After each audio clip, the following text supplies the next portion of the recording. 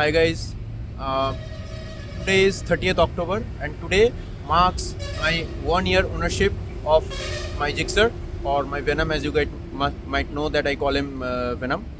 And I have already ridden it for around 9,000 kilometers in this 1 year, both long and both long and short.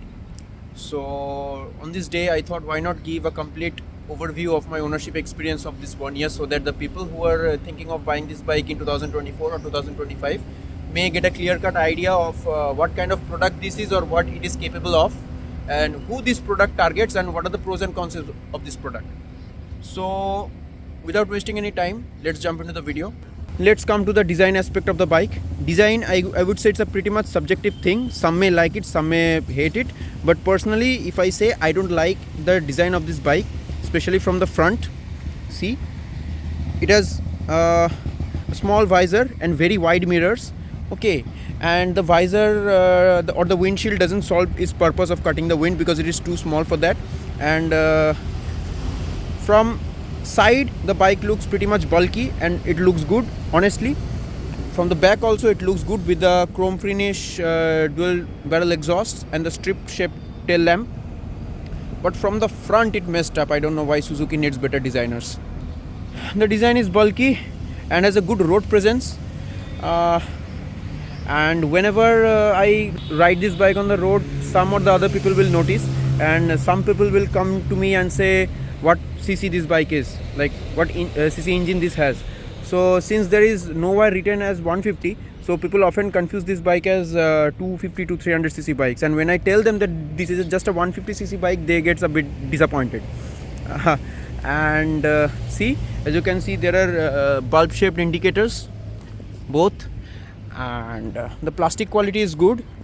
Like this 1 year I have ridden this bike like pretty roughly, and still in this 1 year there is no rattling of the plastic panels and etc. Ground clearance is 165 millimeter, which is pretty sufficient for Indian road conditions.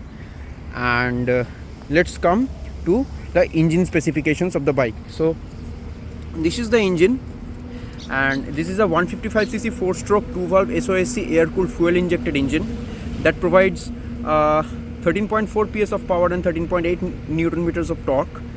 Power and torque a bit less when compared to other 150cc bikes, because in other 150cc bikes you can see that it's 15 to 16 bhp or even 17-18 bhp as well, but for that it's pretty low. But don't go for its seemingly lowness in power, because in the city when you ride it, it doesn't feel that low. Mileage wise, the company claims 47. Trust me, I have achieved around 58 to 60 in highways, and in the city commutes I get 52 plus mileage, like consistently 52 plus mileage. So mileage wise, it's no cap, no brainer actually. And engine is very smooth, engine performance is very smooth. Vibrations start to come after 7000 rpm, which is generally normal for a 2-valve engine, because 2-valve engines are generally good at initial and mid-range, but at top end they struggle, and no matter which 2-valve engine it is. And also after 7000 rpm, when the vibrations slowly creep in, they creep in the foot pegs, means like slow buzziness, not like a very dangerous vibration around. The bike has a 5-speed gearbox, which is not as sleek and smooth as other bikes in the competition, but a bit harder side.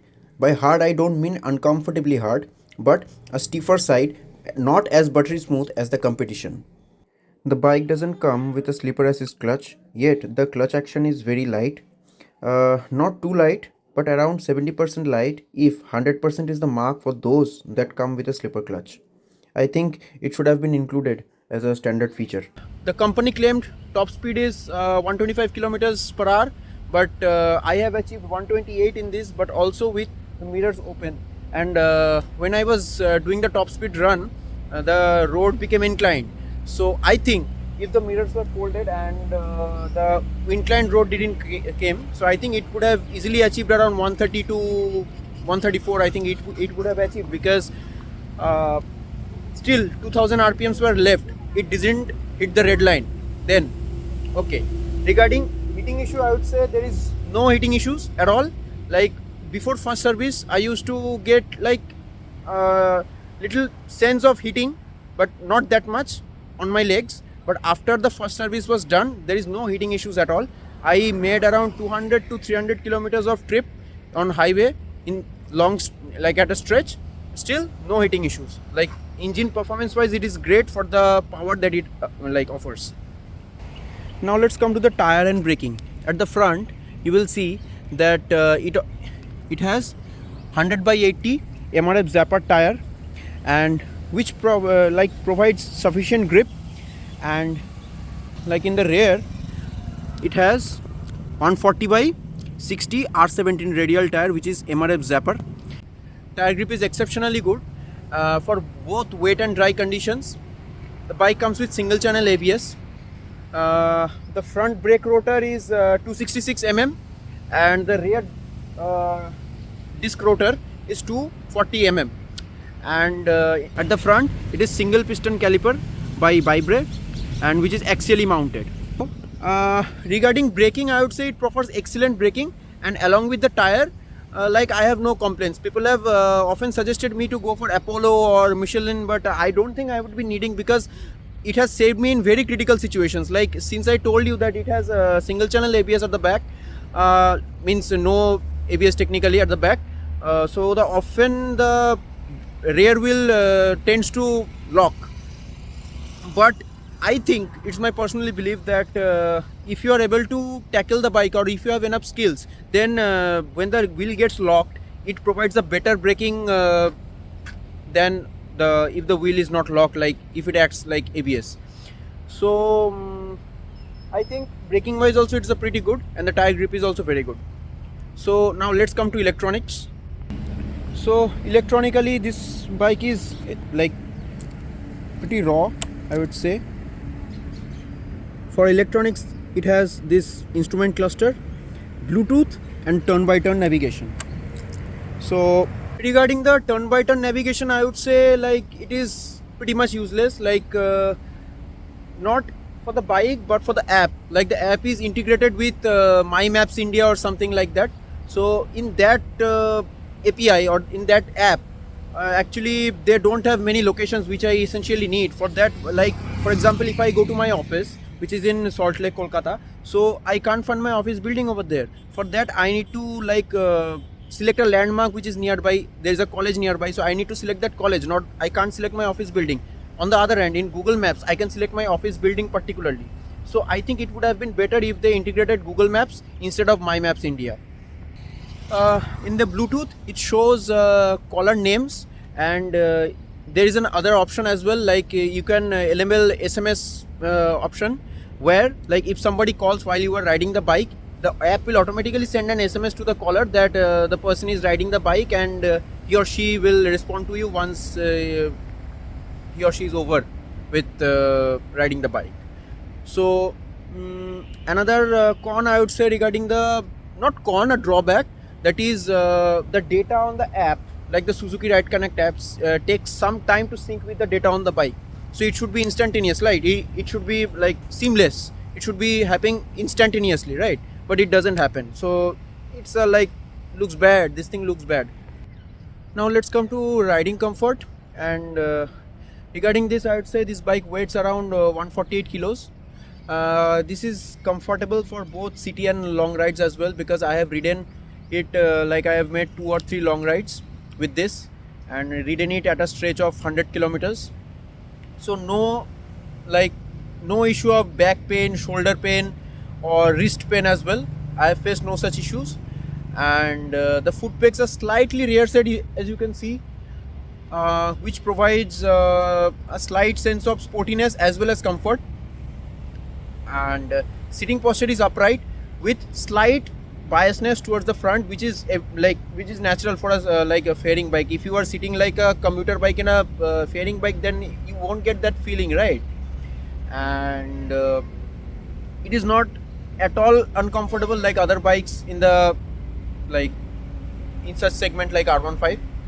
And also you can sit like R15s as well, as I do personally, because I dreamt of buying R15, but I didn't buy it because some issues, not budget issue, but I came to know about some issues for which I didn't buy the bike, and so I ride it like I would have ridden R15. And as far as pillion comfort is concerned, the rear seat is high and ladies will find it difficult to mount on it. I said ladies, not your girlfriend. If she loves you, she will. Never mind. So ladies will find it uncomfortable to ride on the rear seat, but once mounted, the cushioning, the seat cushioning is sufficient and very comfortable to ride. And this thing I am telling for short city rides only, because I haven't taken any pillion in the long ride. So for the pillion thing, I don't know if long ride is comfortable or not, honestly speaking. The seat foam, let me show you. The seat foam is like middle, like it is not so soft, not too hard. Okay, so it lies in the middle. So I think it shouldn't be uncomfortable for pillions as well. As for rider, it isn't uncomfortable at all. This bike has 41 mm telescopic suspension at the front and a monoshock at the back, which is adjustable. Okay, I would say the suspension is pretty stiff here, which absorbs all the small bumps and bumps on the road pretty well. But when it comes to a slightly bigger bumps, then you can feel it on the handlebars, and not so stiff that it will toss you around the seat, no, but you can feel it actually. And I think the stiffness of the suspension is linked with the stability that the bike provides, because on the highway, be it straight line stability or cornering stability, this bike is excellent in terms of it. I have done like so much, I have lowered the bike so much while cornering at times that after doing the cornering, I was just wondering, how did I do it? How did I not fall? Okay, so this bike provides excellent stability in terms of cornering as well, in terms of high speed stability as well in a straight line. Regarding power delivery, I would say it has a very linear power delivery, and you won't feel any sudden surge in power or pull after a certain RPM, just like in other bikes such as the NS200 and the R15s. Because after, for example, in R15, after 7400 RPM, the VVA kicks in and there is a sudden surge in power. You will feel that the nature of the bike has totally changed. But this is not it for this bike, because it's very gentle and very linear, and it will take you to the higher rev range gradually. You won't feel that sudden jump in power has come. And also another thing I wanted to point out, that is regarding R15, I have seen many people complaining that when you carry a pillion, there is a power lag that you can feel, like the bike is struggling with a pillion. But in this case, in this bike, there is no such problem. Like, I have ridden with pillion, I have been the pillion, so in none of the cases I have felt like the bike is losing power or the bike is struggling. And although this bike has much lower power than R15, R15 is a much premium and a much superior product, nevertheless, I would say that it doesn't lag in power when pillion is sitting in your bike. And the bike offers a great maneuverability and is a very agile bike. Like, you can maneuver and you can filter through the traffic very easily, and like you are going at a sudden speed, and something crosses your path, and you can easily flick the bike here and there in the road, no issues. And also the radial tires at the back provide you with an advantage for that. Now let's come to the after sales service and maintenance of the bike. Considering it is a Japanese brand, Suzuki, servicing is quite affordable. Like, I had been offered 4 free services in this bike, so 1 free service is left, and I think it would be done in November, I guess. So the service cost was around 1000 to 1200 rupees for free services, I'm telling. And also this includes the premium engine oil that I gave, the Motul, which is the costlier one. I put that Motul oil in it. I don't put the Suzuki Ester. I am not saying that it is bad, but I prefer putting the better oil in the engine. So putting the Motul engine oil in the engine, the service cost is around 1000 to 1200 rupees. And this excludes the chain lubing thing that the service centers will often persuade you to do. But I would suggest, please don't do the chain lubing and cleaning in the service center, because that will cost you extra. I'll suggest buy a chain cleaner and a lube. You can do it yourself at home. It will save you money. Okay.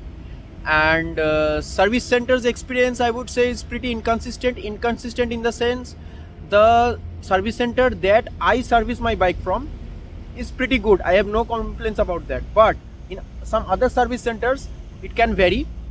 And like there is another service center where I went. It's like very shitty. The experience was very shitty.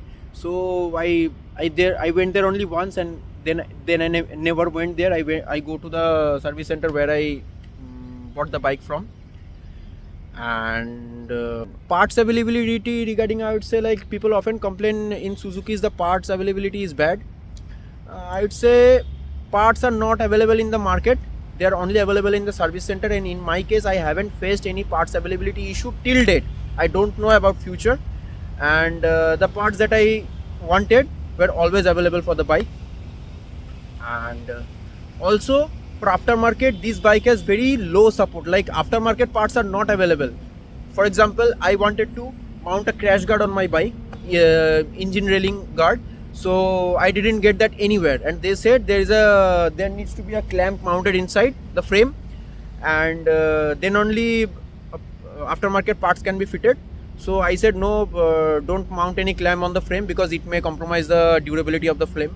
So I didn't mount. I had enough confidence on my legs that I would be able to tackle the bike. And the parts price is reasonable. One example I'm giving, like I faced a minor accident some days back. My bike skidded on the metro trail tracks, not metro rail, sorry, tram tracks. So there I had some scratches on the fairing of my bike, which you won't be able to see now. So the scratches were in this portion. So I wanted to change the whole fairing of the bike, the whole fairing. Okay, guess what must be the price of the fairing, whole front fairing? It was just 1800 rupees as I checked with the service center. Believe me, the whole fairing, front fairing, is just 1800 rupees. And for R15, I would say this part, for R15 only this part, which you guys might know that it tends to break very easily, that part for a single side costs around 2500 rupees. Can you imagine? So this bike is this affordable, I would say. It's a very pocket friendly bike. So let's cut short. Is this bike recommended from my side? Yes, this bike is recommended if and only if you want a full fared bike, but you can't stretch your budget till the R15, which now costs around 2.5 lakhs rupees. If you have the budget till 2.5 lakhs rupees, I would say go for the Gixxer SF 250, which is a very underrated bike, I would say. R15 is going up towards a bit costlier side. I don't think it, at that price point, I don't think it makes much sense. And you can go with this bike if you don't want the most powerful engine in the segment and you ride gently. You don't have that hunger for top speed. You ride mostly in the cities. You need a good fuel economy. Trust me, this bike gives me good fuel economy. As I have said, I have received around 58 to 60 kilometers per liter of fuel economy, whereas the company claims 47. But to achieve that fuel economy, you need to ride it carefully. Like you have to keep the RPM between 3000 to 4000 RPM, and you have to ride in the top gear most of the times. And this bike offers a very pocket friendly experience and pretty reliable and smooth engine. Don't take this bike if you want a powerful machine and a high top end performance. A value for money, yes. I'm like, this bike has so many pros, but still I'm saying if you want a value for money product, don't buy this bike, because this is as a product this is good, but for the price that it comes it isn't value for money. Like not that much value for money, because it lacks it lacks many things that I tell you in the cons. Okay, and if you want dual channel ABS and other electronics, don't go for this bike. This is single channel ABS, as I have said. And for the naked Gixxer, I would say if you want to buy the naked Gixxer at that price point, I don't think it makes much sense, because for naked bikes there are plenty better options than the naked Gixxer. Go for them. But if you want a full fared bike, then in that price range it's the only option actually. And things I loved about the bike are its smoothness, fuel economy, braking, affordability, handling, and the roads presence. Things that I loathe in it, actually that's not something I loathe. It could be improved, or it would have been better if company included these things. these are those points. The front look could have been improved honestly, and the absence of dual channel ABS, the dual channel ABS could have been given. It's a very safety feature, I think, and it should be mandatory. Companies are cost cutting, because in international market there is nothing as known as single channel ABS. Their ABS means they're either dual channel or no ABS. So that's it. And yeah, another thing, the windshield is very small. I think the windshield should have been bigger, and in that way it would have solved its purpose. Else I don't think it solves this purpose. The wind blast I face while top speeding. And mirrors, yes, the mirrors are very shitty, because another thing I think I forgot to tell you guys, the wideness of the mirrors is fine, I can manage, and once you get used to it, you will no longer feel like they will collide with the other vehicles on the road while filtering. But I would say the mirrors tend to lose. Like, these mirrors are meant for folding and unfolding, right? But whenever you fold and unfold it too much, they will lose from here, and they can't be tightened this way. Like, you have to open this whole clamp and then retighten it, then again put it back. So I think this mechanism could be improved, just like in R15, like the mirrors don't get loose at all. And lastly, one thing that could have been improved is the availability of aftermarket parts. Like in R15, MT15, Pulsars, you can see like so much of customizability is there. So much aftermarket parts are available to customize your bike, but for Suzuki, nothing is available. So these things could have been improved, and I think there are more pros than cons, and the cons are very negligible. Like, if you're okay with the cons, then I think this bike is a pretty great product. And that's all. Thank you for watching. Bye.